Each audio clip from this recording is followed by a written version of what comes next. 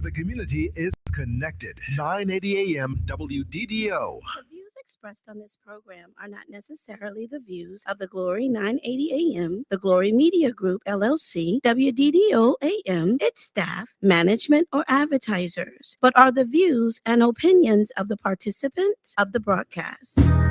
Macon and Middle Georgia. It's time for Village Talks with Tia and LJ. Join them live every Wednesday from 5:30 p.m. to 6:30 p.m. right here on the Glory 107.9 FM, 980 AM WDDO. Log on to the Glory 107.9 FM on Facebook or YouTube to become a part of the conversation. Let's go live into the studio for Village Talks with Tia and LJ. Is your child struggling with reading, writing, learning loss, and a culturally irrelevant curriculum? Do you want your child to be outstanding at reading and writing and also take pride in their culture? Then you want Reading Revolution Online. Reading Revolution Online is a web-based reading support program. We serve scholars in grades K through 8, and through our innovative approach, we help them build reading confidence and cultural identity development, equipping them for success in school and life. They learn about Black heroes and sheroes through captioned videos, reading selections, and other activities. Reading Revolution Online is an experience for the whole family. Do it for the culture. Go to readingrevolution.org and get your membership today.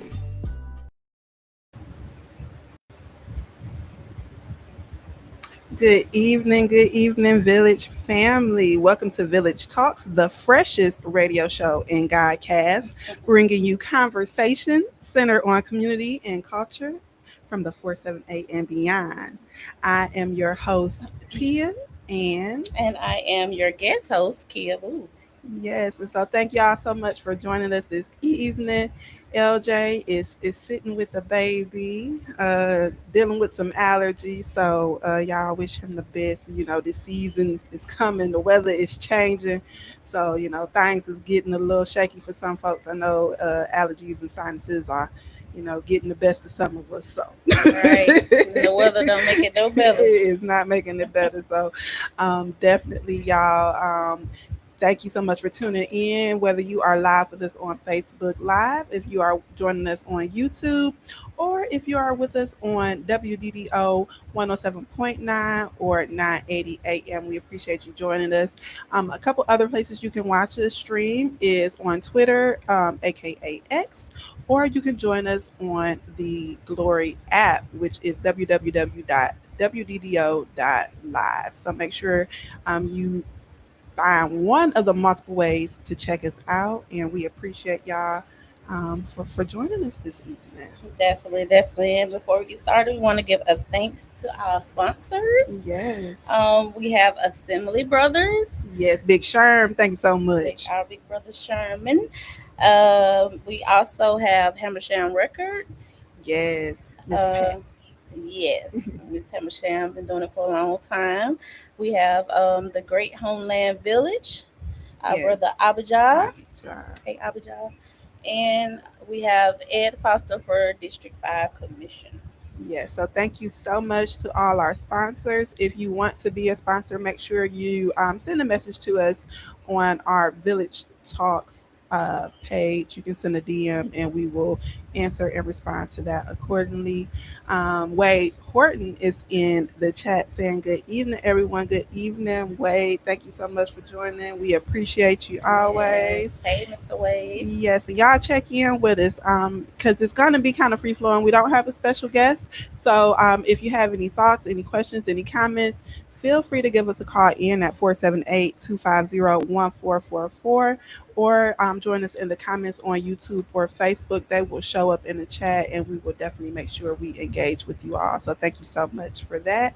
And then today, the theme of the show is doing the work, women, leadership, and real community connection. So with this being Women's History Month, we wanted to pay homage and reflect on the women who have shaped our communities, the women who are doing the work today, and the responsibility we all have to stay grounded in the communities we serve. Before we get into that, though, we want to jump into what's happening around Macon and Middle Georgia. So, Susie, you wanted to get into what's happening? Okay, so on Friday, March 6th, Carrie Hatcher will be hosting a meet and greet fundraiser for his Make It Bibb County Board campaign. The event will take place from 5 to 7 p.m. at the Society Garden located at 2389 Eagleside Avenue. Community members will have the opportunity to meet him and hear more about his vision for strengthening Bibb County schools. Yes. On Saturday, March 14th, Keep Making Bibb Beautiful will host the Plant the Town Pink Cherry Blossom Tree Giveaway. This event will take place from 10 a.m. to 1 p.m. at Spirit of Macon Park, located at 503 5th Street at the corner of 5th and Poplar. Residents can receive potted healing Taft cherry blossom trees with a limit of 2 trees per attendee. Okay. Ooh, that's nice. That is nice. So registration is currently open for the third annual Juneteenth Junior Debutante presentation hosted by Making Black Culture. This program is open to girls in 4th through 7th grade and focuses on leadership, confidence, and cultural pride. Registration is open until March 30th, and the registration fee is $100. For more information, interested families can contact makingBlackCulture@gmail.com. Okay, perfect. And before we get to the next thing, we do have a caller on the line.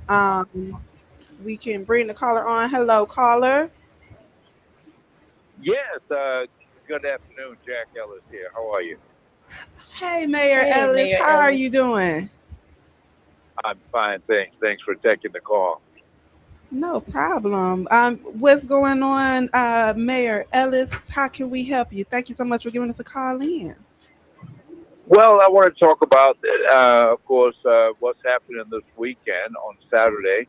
We're having a memorial for Reverend Jesse Jackson at Rosa Parks Square at 10 a.m. on Saturday morning. And we are encouraging all the people who supported him and what he stood for, which should be a whole lot of people, because Reverend Jackson put the D in DEI, if you will, and he fought for us for so long, fought for equality, fought for equity, fought for the diversity and inclusion. And I think the least we can do is to come and celebrate his life, and we're doing that on Saturday morning at Rosa Parks Square. And it's very fitting. That's the day that the Montgomery, Selma to Montgomery march on for Voting Rights Act took place on that day. And we're having it in Rosa Parks Square, the mother of the civil rights movement. So a lot of symbolism, but yet for a very, very worthy call to come out and support. And we thank you all so much for letting us share this with the people and invite all of them out. And hopefully you'll find time to be there yourself, especially young people like LJ and you and the rest of them, because it's by time for some of us to turn this over to a younger group and let them continue to move forward with it. Absolutely, absolutely. And thank you so much for sharing that. And I just want to make sure I have the time right. You said 10 a.m. this coming Saturday?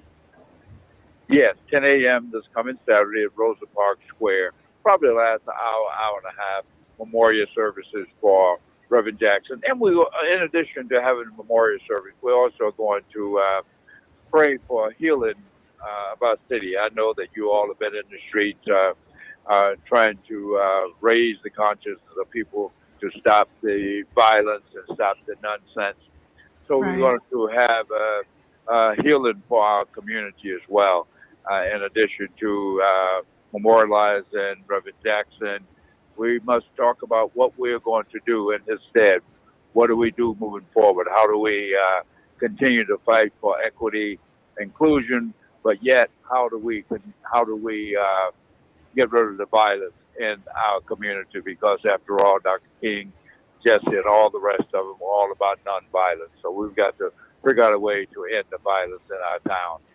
Absolutely, absolutely. So that's awesome. So there will be a memorial as well as healing Exactly. So we definitely and it should be good weather. It's looking like the weather is clearing up. It's going to be bright, sunny. So if you can, Village family, make sure you get out to the event at Rosa Parks Square, which is directly across from City Hall downtown at 10 a.m.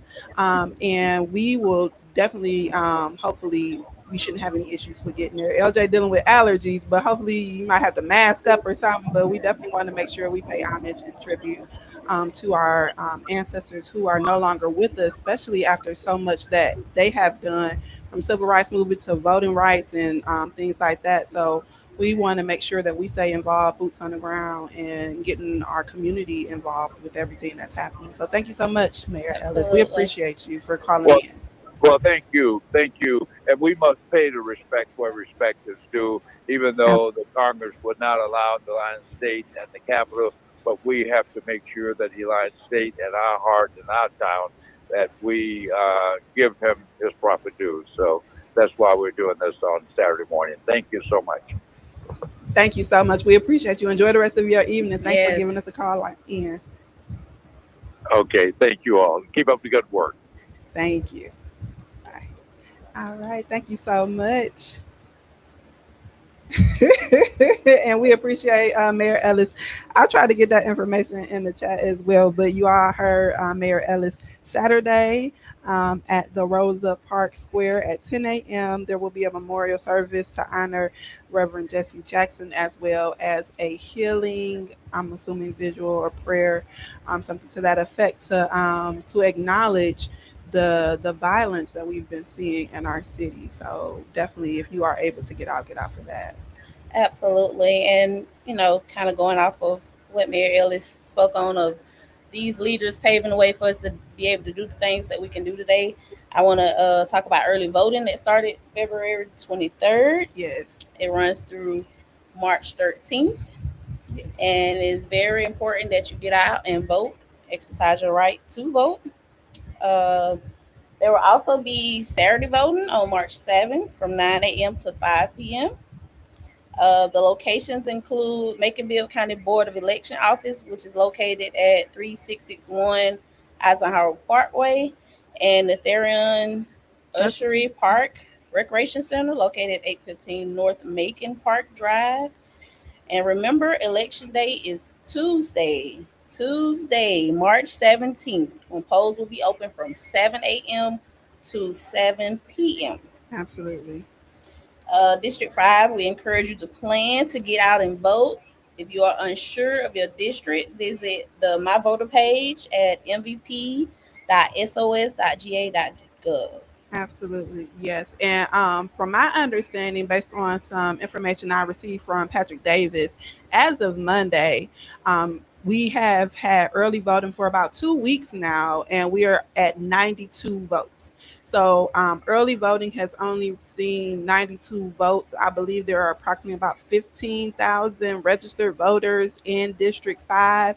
So if you are not aware of where your voting district is, please make sure you go to the My Voter page to see where you're located. Right now, if it's too late to register if you've switched addresses or anything like that. However, if you are registered to vote in District 5, make your vote count.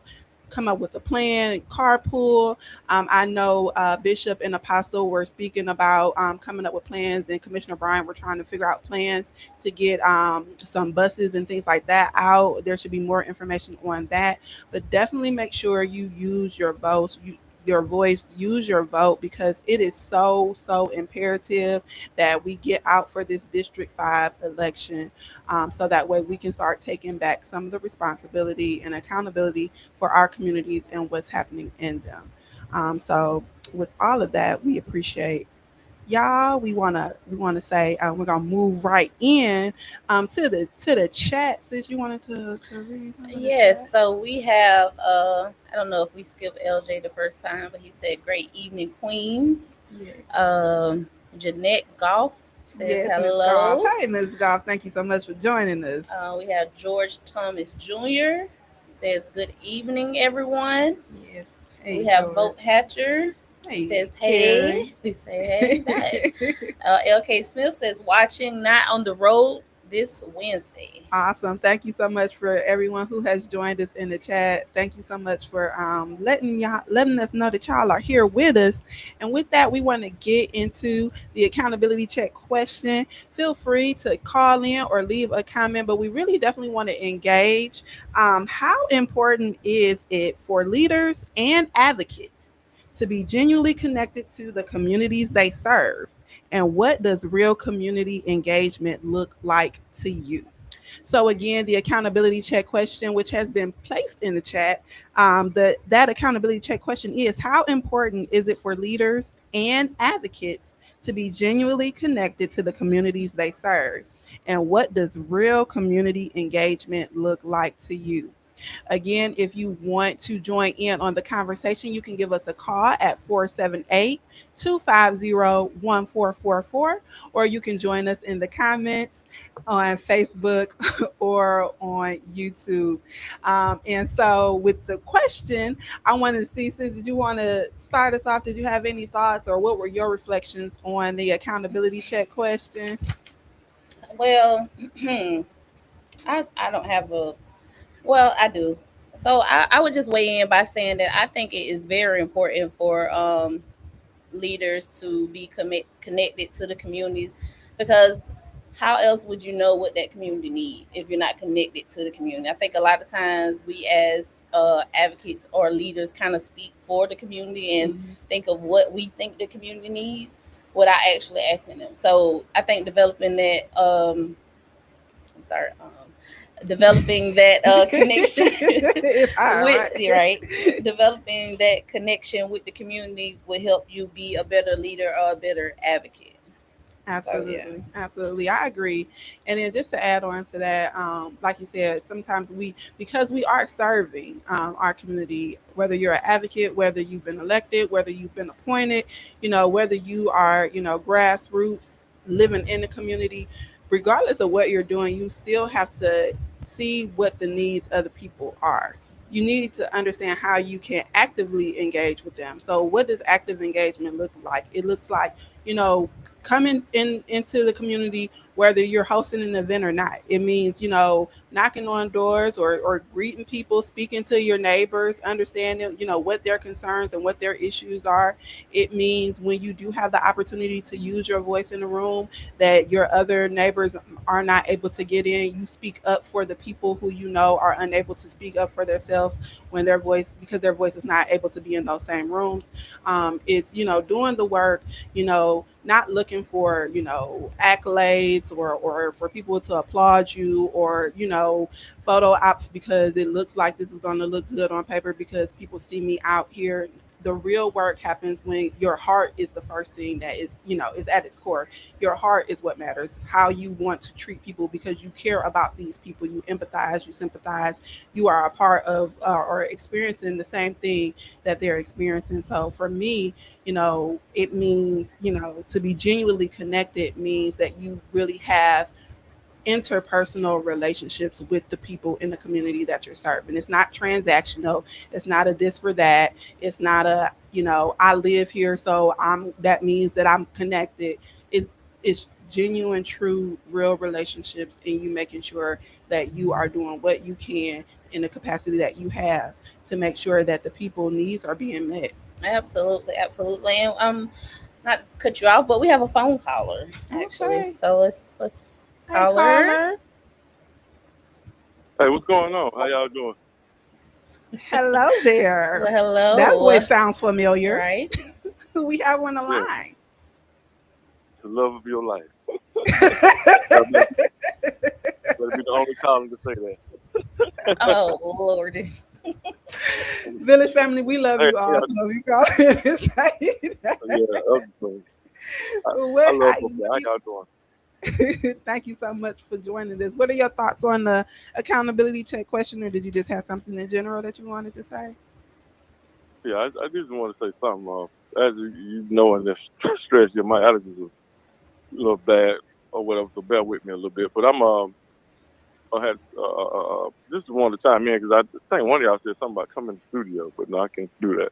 I'm with baby girl, but yeah, I did wanted to say, like, in regards to like community engagement, and this something that's been on me heavy a lot Mm-hmm. lately about it. Because a lot of times when it's time for work to get done, in our communities, and a lot of times, we try to point fingers at programs, or we say, well, we need more programming and this and that, right? And I just been a trend of that, and I think like when we have stuff like neighborhood organizations like Westside Neighbors United, Pleasant Hill, Fort Hill, the various neighborhood watch groups, with Miss Judy Gordon, and they have like a Right. lack of attendance or a lack of participation or support from communities. I think that really speaks volumes to like how we probably need to shift our focus more, even when it comes to programming. Like, well, programs need to be community centered, right? And I Absolutely. think a lot of times, the programs are just.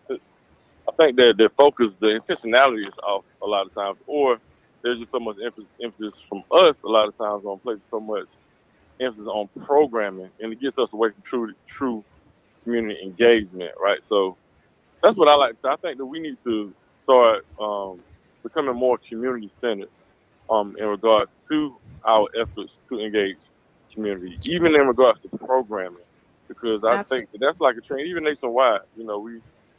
There's just so many programs, but like shout out to like my guy Joe Booz. We got people like Brother Chuck. Doing the programs in the communities, or doing things to help build communities, and building up the people in the communities, and talking to the folks in the communities, and getting those needs and getting the involvement of the people in the community. So you do that by being a part of the community. So I think that's really the main thing. If we're gonna do community engagement, we have to really treat ourselves as if we are a part of the community, or we have to engage folks as if we are a part of the community, rather than being I'm just here for this couple of hours, or I'm just here for, my mission or whatever program or initiative that I'm pushing.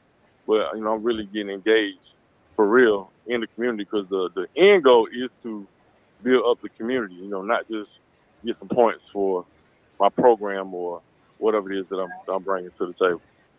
Right. Absolutely. And I go ahead, No, sis. go ahead. And I was just gonna say, because a lot of times you hear like, oh, there are so many programs, but what are these programs doing to engage with the people? Because a lot of times there is accessibility issues, people not having, transportation, people working certain hours, they may not be able to do certain things, or just lack of awareness, because, there may be an actual program that fits the needs that someone in the community might have, but they might not even know it exists, because there's nothing that is letting them know that, hey, we are here to serve you. So we're coming out to your community, like you said, going to the different neighborhood organizations, going to Miss Judy Gordon, which they meet every month for the neighborhood watch, where you can let the people know and they can bring it back and disperse that information and disseminate it to their neighborhoods. But there are so many ways for us to actively engage, put up signs, all of these different ways where we can engage. But I think that a lot of times, because people are so focused on a program, yes, we have programming, yes, I'm getting funded for this programming, instead of saying, okay, what is the need for this community that I want to serve, and how can I educate them to let them know that this is here, or we are here to serve them, or how am I meeting people where they are to make sure that they're getting the impact that they or getting the services that they need. I agree. Right, And, right. and it's, I'm sorry, go ahead. Go ahead, Carla. No, no, I was gonna just add to what you were saying. Just am I a part of this community? I think that's the next step. Actually Right. looking at yourself as being as a part of the community, and not just coming in. So okay, like looking at Yeah, like yourself I'm coming in to save the day. Yeah, kind of thing. yeah, Yeah, I was just gonna say collaboration too, because a lot of people. I mean, I'm not gonna put it on people if you don't feel comfortable coming into an area, or you're not familiar with the area. Then you collaborate with the people who don't mind going in that area. You know what I'm saying? Because some people are the brains. Like I always tell my husband, he the brains. Like, and Right. sometimes I'm more of the You can get out in I the can talk to my people. So right. I mean, it also collaboration come in with that as well. Right. So yeah, Understanding what your strong suit is, right. where do you fit in, what is your role, what is your purpose in this, but actually being connected in a way where it's more than just, I have this program and I'm here to serve you, is, I'm a part of this community. I love this community and I want to see better for my community. So I'm going to do what I can in the way that I can to make sure that, my purpose is being met and I'm doing what I'm supposed to do in my position to make sure that the people, are understanding that there's someone here to support them, or to offer support in some way. Absolutely. Yes. Right, And right. And so, I just end with this before I can go. Y'all, I just think that to me, I think the best program we could ever have, program initiative, whatever word we want to call it, that we could ever have is having a thriving community. You know, absolutely. and just having our community members and residents in the community, being at an optimal level, or being at a high functioning, capacity and level, to where our youth can be, can get served. When we have issues in our community, like food deserts or whatever, we have the ability to start our own grocery stores, and we can farm and be self-sustainable. We have issues with violence or whatever it is. We be the ones to talk to the youth, or talk to the ones that's doing whatever they're doing, or talk to the families of the ones that are engaging in the violence. And it's coming from a place of warmth, and people, know who that is to talking to them. So, yeah, I just think that really needs to be a focus for us, especially with us being a majority Black town here in Macon, and having a lot of historic, neighborhoods where people got, long-standing generations of ties to these communities, where we really get more community centered instead of just only focusing on like an outside program or something, or organization to come save us. But we really be more of an inside out approach than the outside in. Absolutely. Yeah. Well, thank you so much for calling in. We appreciate you sharing that information with us. Thank you so much. What's up? All Appreciate right. y'all. Yes, sir. I gotta blow my nose. Go ahead on. Please. Yeah, but I agree. I think that it's definitely an inside out approach when people say, where are the parents, who is that? But it does start in the home. But we have to understand, and we have to, with years of disinvestment, all of the things that are happening in our community, poverty. We have families living out of hotels and motels and things like that. So I think that yes, it starts at home, but when we talk about being a village and really connecting and being here to show true impact in communities, that's how we do it. We have to meet people where they are. We have to understand, if mom or dad or somebody is working, two jobs to make ends meet, the attendance is down at the child. Like, there are multiple ways that we need to approach our families to make sure that they're getting their support they need. But it all starts with us understanding that in order for our neighborhoods to be better, it starts with us being a community at heart. Do I care about the person next door to me? Do I care about the kids that I see walking up and down the street? Or do I just want them to do something better because I'm tired of seeing these kids and them being destructive? Like, what is our intentionality when we talk about our communities? How do we show that we care truly for the people in our neighborhoods? I agree. And I guess I'll catch up on On the comment comments. section. Yes. We have Carrie Hatcher said, spent the day in DC advocating for making Bill, Bragg, on Tia and LJ. Y'all keep up the great work. Thanks, Carrie. We appreciate that. Brother Salim said, peace and blessings, everyone. Peace and blessings. To you. Patrick Davis says, question, can expanded midnight basketball program be developed in Macon, which offers life skills, mentorship, and mental health counseling for our youth? I mean, when you say expanded midnight basketball program, is there currently a midnight basketball program? It used to be a midnight basketball program, but I don't think that they still offer the midnight basketball. Right. And I believe Pastor Cabinets, Pastor Belvin Ware, and Head Edward James, they were with Heal the Hood, and I believe there's another organization. And if you're in the comments, you can tell me. I know they were doing like an event, like a tournament type event a few months ago. Now, I don't know if that's something that is done regularly, that they were getting the men together to do something outside. So when, in those later hours, they're not just idle, and there's less of a chance that they're getting into, those negative activities that come with being out and idle hands. But I think that's something that could be looked at, should be looked into, because when we're talking about, connecting all of these different dots. So life skills, mentorship, mental health, because our children are suffering a lot with mental health and suicidal ideations and just stress and everything. So there definitely needs to be something. But again, it's the intentionality behind it. I would say, Patrick Davis, getting people together who truly care about our youth and who can, offer those, and then having measurables, making sure that we're not just getting together without showing how we are truly impacting the people in the community. Like, what are we determining? What does success look like if we were to get those type of things going? So I think it's possible. I think things like that is necessary, but we definitely have to be intentional when we talk about doing programs like that. Right, and I think when they did have the midnight basketball program, it was a good program. And when you think about midnight basketball, I mean the time frame midnight is usually when people are out and committing and doing crazy things. So I think midnight basketball would definitely be a great program to bring back. But if I'm not mistaken, it was kind of like issues with the gym and everything like that. But I'm not 100% sure, but I think that would be great to bring back. Yes, absolutely. And then Patrick is asking, how do District 5 candidates feel about having an expanded midnight program, a partnership between Macon Bibb government and the Bibb County Sheriff's Office?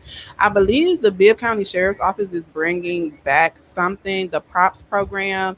And I believe Sergeant Wooten is the head of that. So I'm not sure with the candidates. I'm not sure if there'll be any additional forums or debates that happen prior to the election on the 17th. But I think that is a good question for people in District 5 to ask candidates. I know a few of them are having meet and greets coming up and things like that. So we need to make sure that we are asking those questions to see, where the hearts and the heads of our potential elected officials are, to make sure that we're, they're doing what they need to do. And then Randy Crawford says the sheriff department used to put that program on. Okay. The midnight basketball program? I'm assuming. Randy Crawford, are you referring to the midnight basketball program? And if so, then Patrick Davis, that's who you need to reach out to see about bringing that program back. But the props program that you spoke on, I think that's going to be a good program as well. Yes, absolutely. And then we want to move into kind of the topic of the day, and it's still kind of in line with the accountability check question. Randy Crawford says yes. Okay, perfect. So yes, the sheriff department. And then yes, oh yeah, let's talk about that. The West Side Neighbors United Forum was very informative. That's what LJ says. It definitely was. 5 out of the 6 candidates showed up. One had to leave early, but we there were asked some pressing questions directly from the community, which I believe was very impactful. The community was asking questions as it relates to accountability, transparency, oversight. How do our candidates plan to make sure that the needs of District 5 are being met from a budget standpoint and things of that nature? So there was a great turnout of residents as well as elected officials, but I think the candidates all did the best that they could with answering those questions. It was great. So thank you so much to Westside Neighbors United for putting on that forum on Monday. We appreciate that. It was definitely helpful. And also I want to give a shout out to Apostle Rozier and Bishop Don Scott for the Black family reunion that was held on Saturday, y'all. So I know it started off cold because I was like, why is this weather? Ain't nobody gonna come because it's cold out here. And it was a little drizzly and everything like that, but the sun came through the clouds. It was definitely a great event. We had churches, Macedonia. There were a lot of churches out there that came out. They were grilling. We were selling shirts. We had Homeland Village, Habersham Records, Reframe Wellness. There were a lot of different vendors that were out there as well. So we appreciate that. There are still shirts on sale. So if you're looking for a Black Family Reunion shirt, you can get yours at WDDO.live.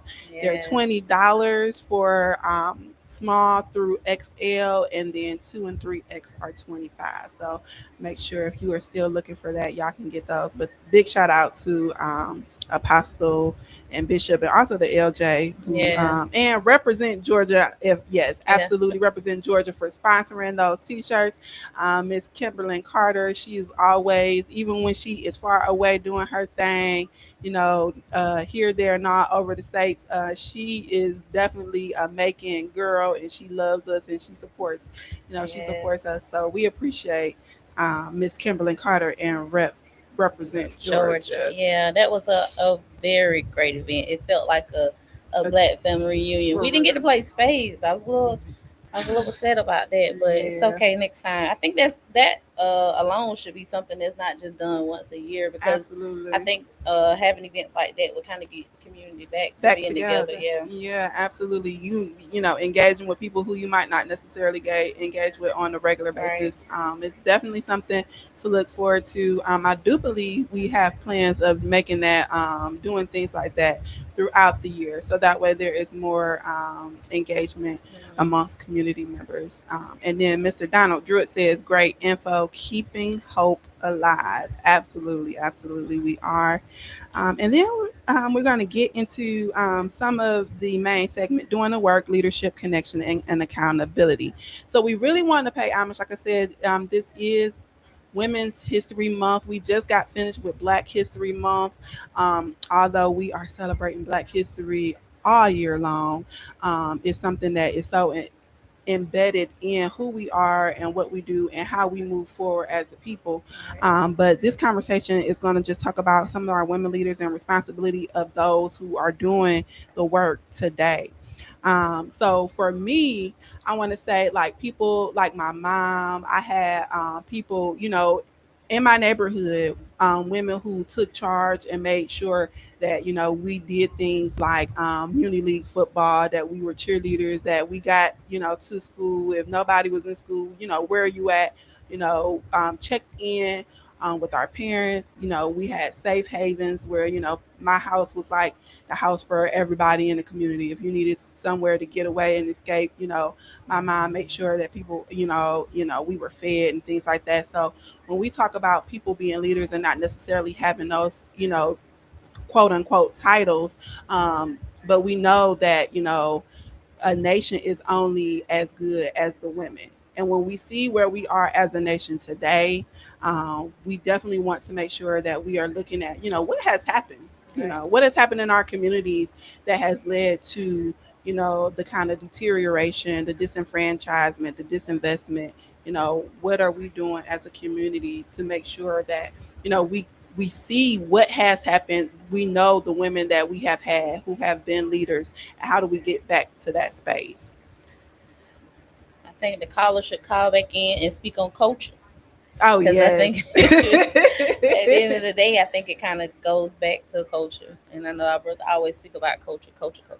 But I feel like it's definitely something that's happening within our culture that's shifting us from being the women that, we kind of witnessed growing up Absolutely. and kind of look, up to. Um, yeah, I mean, that's what I think it is. I think it's culture, a lack of culture. Lack of culture, absolutely. Because when you talk about people like Fannie Lou Hamer, who she My was, fave. oh yes, and she did so much for voting rights and making sure that we had a voice in this nation. Right. Even though she received so much pushback, he was threatened and all type of things, and was still able to persevere and be resilient in spite of everything, all of the barriers and all of the hurdles that were put in front of her, to give us this space. And so one of my biggest things is Sankofa. So go back, fetch it.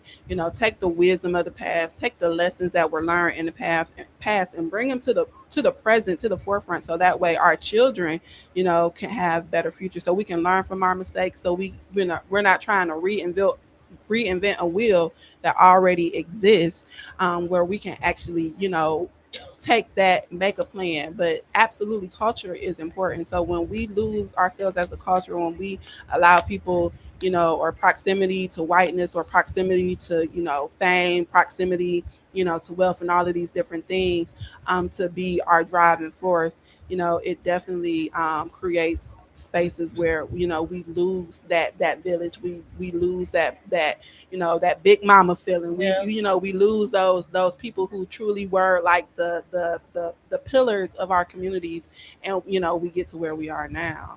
Yeah, absolutely. I guess I catch up on some of the comments. Chris Yes. Barfield said, "Hello, everyone. Forgot to say hello. Been listening and laying low. Laying low, Chris. Say he's Laying trying to low, he's staying Lord. out of trouble. Go Stay out ahead. of trouble, then. Good Chris. trouble was always needed. Yes, definitely. What is it? Legacy. Legacy. I think that's how you pronounce it. I'm hoping I'm pronouncing it correctly. Legacy says, as a transplant and activist from New York, how do I get more involved in community work? I think it's really finding people who are doing the work. So people like myself, my sister right here, Kia Booz, LJ, Joe Booz. Um, there are a lot of people who are out here in the community.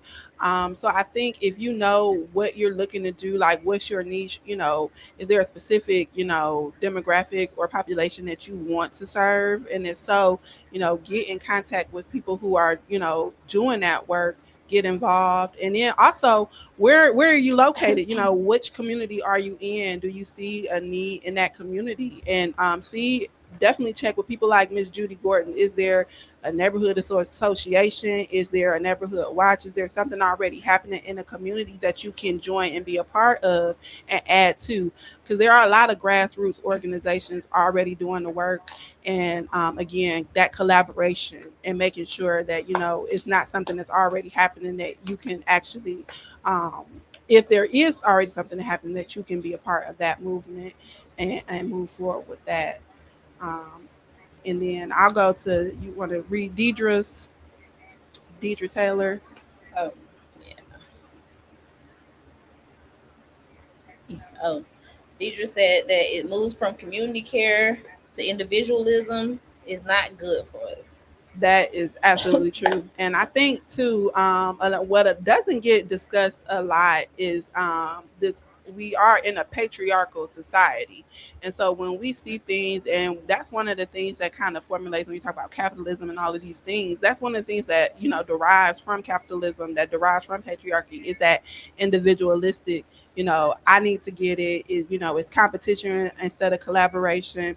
It's I got to get to this first, or I got to be the best, or I got to do this in order for me to succeed, instead of understanding like what is, how can we all succeed or thrive. Why does there have to be someone that's lower than or less than? That's absolutely true. I agree with that, Deidre. Legacy said, I led the No Kings protest, but I haven't really found anything else. And he said that he's from East Macon, he or she. Okay, East Macon has a lot going on. I'm not sure if you are familiar with Commissioner Stanley Stewart, who is over there in District 3. That's East Macon. There are a plethora of neighborhood organizations that are already in existence in East Macon. The Fort Hill Neighborhood Association, they're there. You have Kings Park is also creating an organization. There are a lot of organizations. Right. And then LJ is replying to Legacy. People like Muse Dixon, Frank Mathis. Yes, that's Big Sherman kind. Stanley Stewart, Dr. Dominique Johnson. He's a pastor over there at Kingdom Life.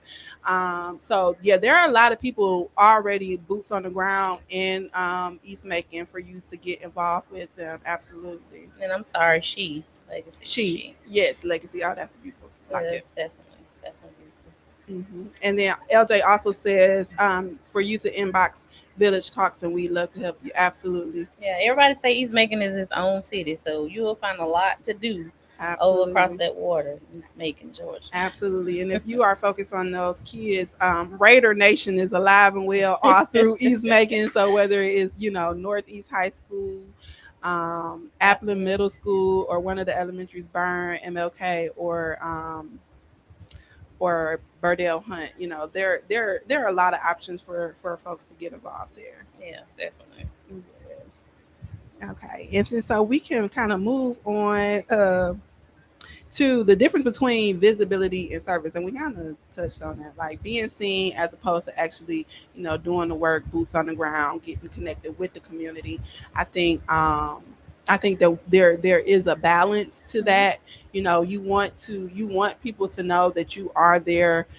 So I think visibility can be important, but it shouldn't overshadow actually doing the work. Right. You don't have to take a billion pictures to know for people to know that you care. Like you can be there, and maybe you don't get in that photo, but you were part of the cleanup, and maybe you left early to go somewhere else.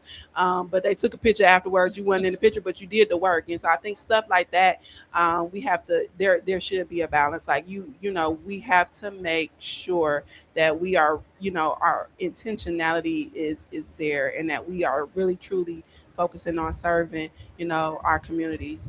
Like people like Rosa Parks, for example.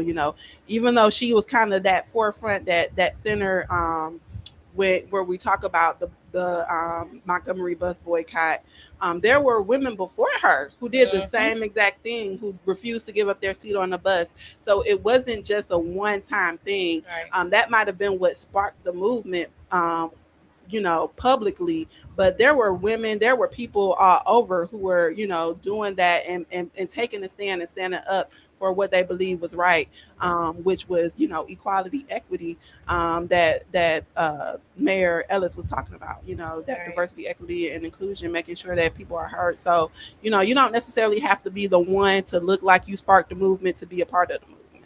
Absolutely. And I think visibility, when it comes to visibility, that doesn't actually mean you're doing work. So like you That's said, just right. because you're visible doesn't mean you do work. You can do the work behind the scene. You can do the work and nobody even knows you do the work. Just do the work. I mean, as long as there is some type of outcome from whatever you did, I mean, I feel like that's doing the work. Absolutely, absolutely. If you are impacting people's lives in a positive way, you are doing the work. Claudette. Yes. Definitely Claudette Clavin. Legacy said that she has a nonprofit called Black Leaders on Our Mission, Bloom. That's nice.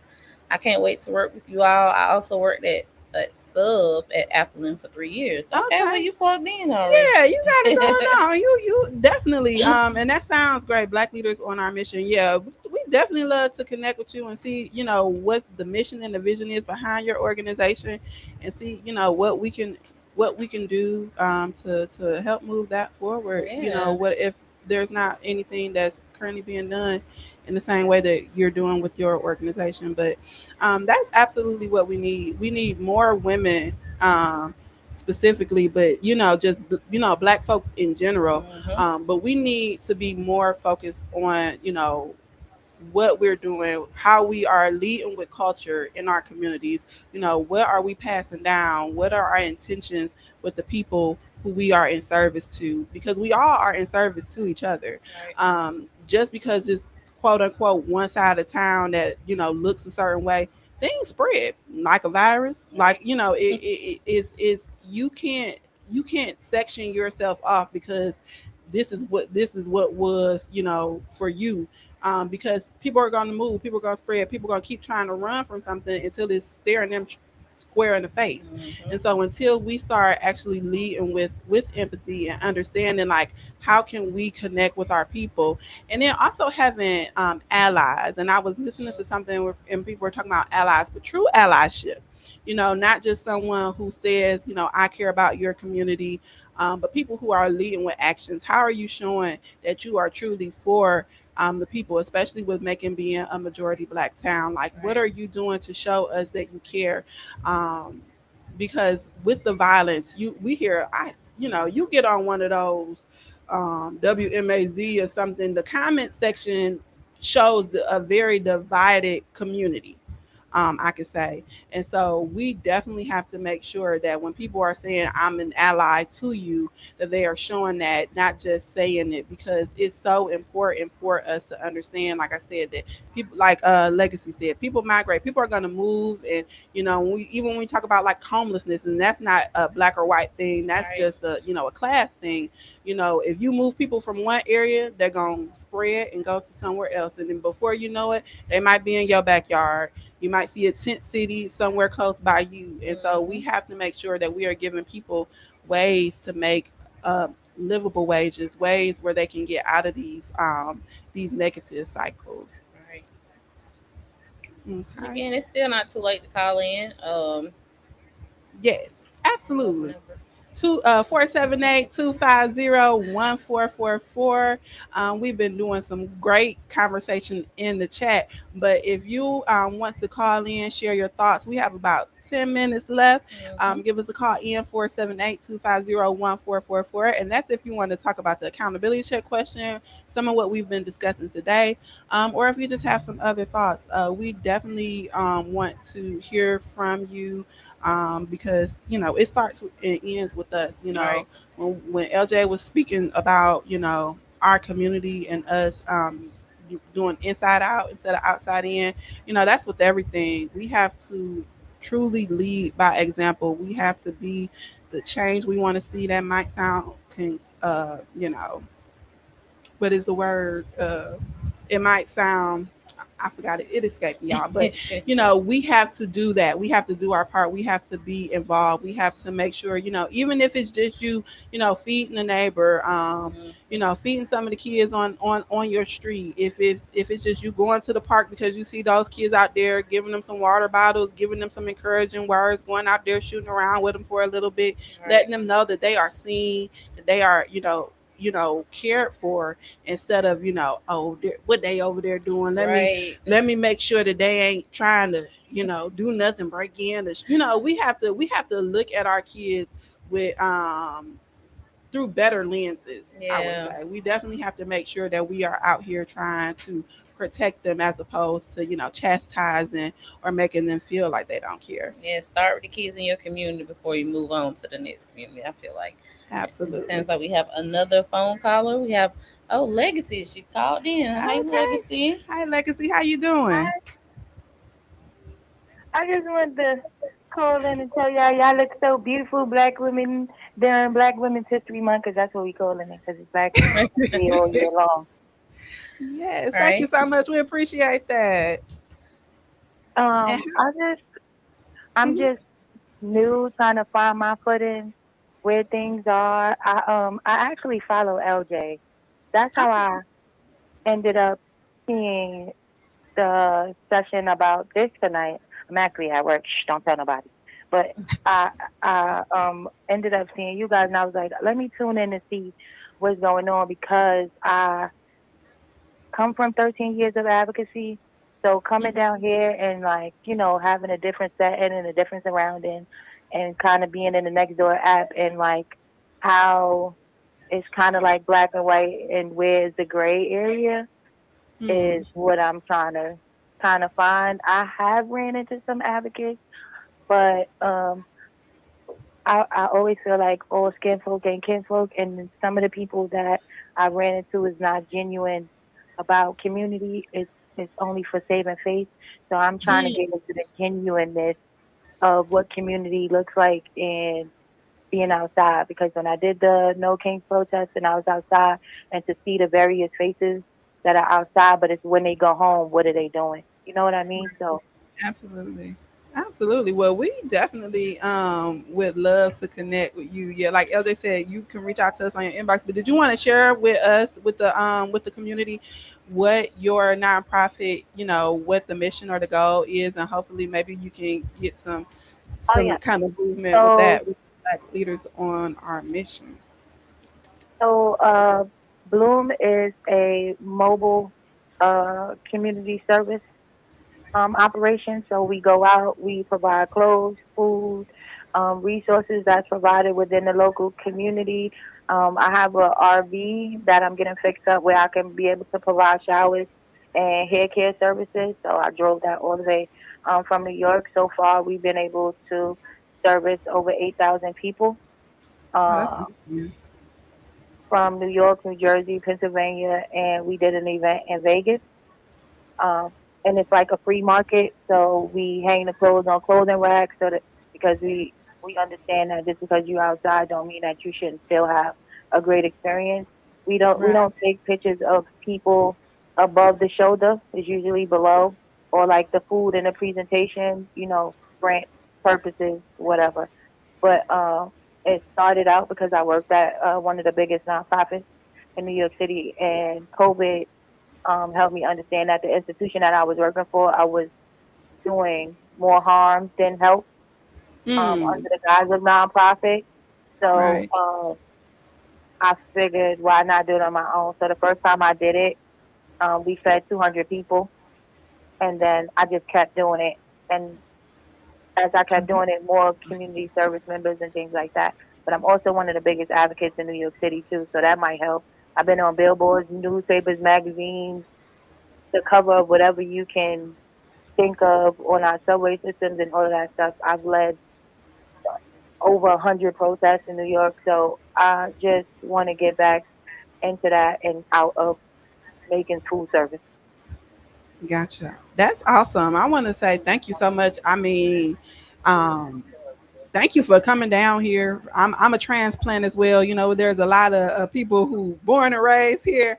I'm actually from Cleveland, from Cleveland, Ohio. I came down. I've been down. It'll be 10 years in June, Ooh, actually. So for me, it's definitely great to see folks, who have come from the outside, who truly care about oh just helping yeah, people in general. And so that's awesome. yes We've ma'am. I definitely was won. feeding the people. You Mhm. know where the old Greyhound was?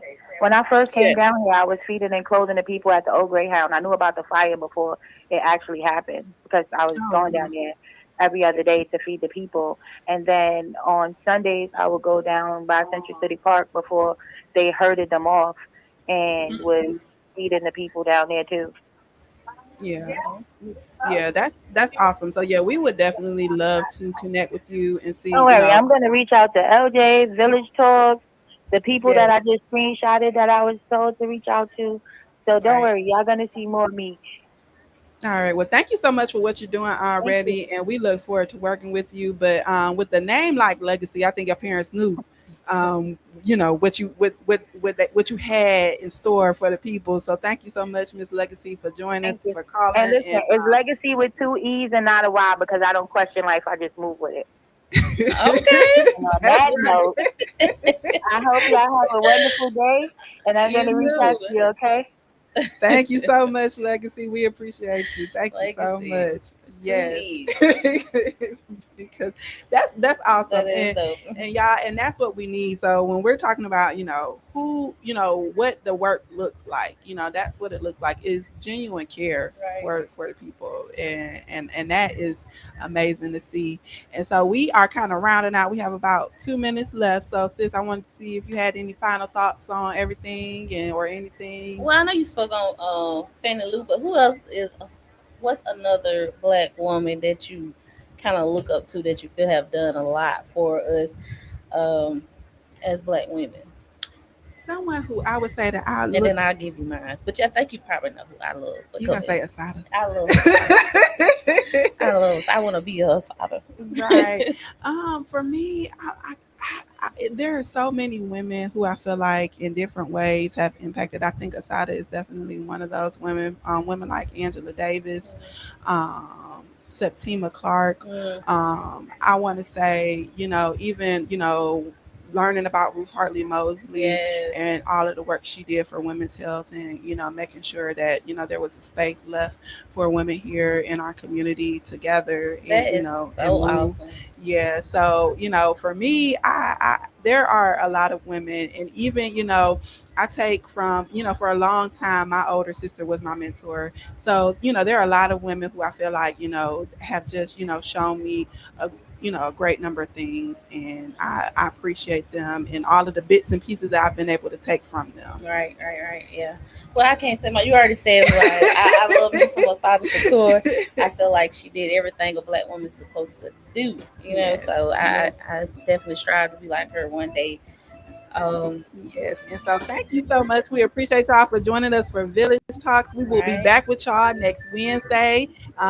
Study, do whatever you need to do, and peace, blessings, and we appreciate y'all, Village family. Shout out to Black women. Yes.